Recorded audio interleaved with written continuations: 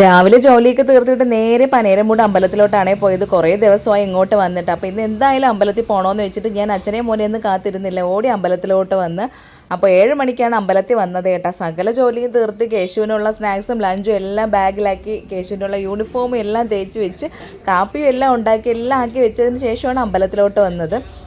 അങ്ങനെ കേശു ചെറുതായിട്ടൊന്ന് ഉണർന്നിട്ടേ ഉള്ളൂ. ഞാൻ മോനെ ഉണർത്തി മോനെ പല്ല് തേക്കാനായിട്ട് എടുത്ത് കൊടുക്കണേ എന്ന് ചേട്ടനോട് പറഞ്ഞിട്ടാണ് ഓടി അമ്പലത്തിൽ വന്നത്. തിരിച്ച് ചെന്നപ്പോഴേക്കും അച്ഛനും മോനും കുളിച്ച് റെഡിയാക്കി നിൽക്കുകയായിരുന്നു. പിന്നെ പെട്ടെന്ന് യൂണിഫോമൊക്കെ മാറ്റിയിട്ട് കേശു പോയി തമ്പാശിയൊക്കെ പ്രാർത്ഥിച്ചിട്ട് പോകാനായിട്ട് ഇറങ്ങുകയാണ്.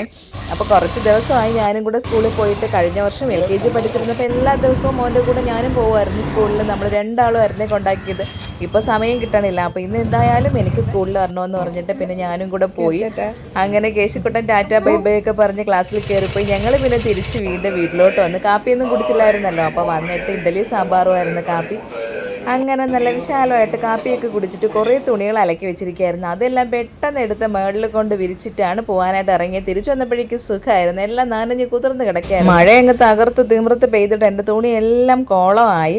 അങ്ങനെ ഞാൻ എന്താ പോകാനായിട്ട് ഇറങ്ങുമ്പോൾ എനിക്ക് കുറേ സാധനങ്ങളുണ്ട് കേട്ടോ കടയിൽ കൊണ്ടുപോകാനായിട്ട്. എൻ്റെ ബാക്കി ജോലികളൊക്കെ കടയിൽ പോയിരുന്നാണ് ചെയ്യുന്നത്. കടയിലെ ജോലിയും എൻ്റെ ജോലിയും എല്ലാം അവിടെ ഇരുന്നായിരിക്കും ഞാൻ ബാക്കിയെല്ലാം തീർക്കുന്നത്. അങ്ങനെ മൺവിളയിലെ കടയെല്ലാം തുറന്നു വന്നിട്ട് ചേട്ടൻ കുളത്തൂർ കട തുറക്കാനായിട്ട് പോയി. എത്രയൊക്കെ വീട്ടിൽ നിന്ന് ഒരുങ്ങി വന്നാലും ഇവിടെ വരുമ്പോൾ ഒന്നും കൂടെ ഒന്നും ഒരുങ്ങിയില്ലെങ്കിൽ എന്തോ ഒരു സമാധാനക്കേടാണ് കേട്ടോ. അങ്ങനെ തൂത്തൊക്കെ ഇറക്കി വിളക്കെല്ലാം കത്തിച്ച് ഇനി കടയിലെ ജോലി തുടങ്ങട്ടെ.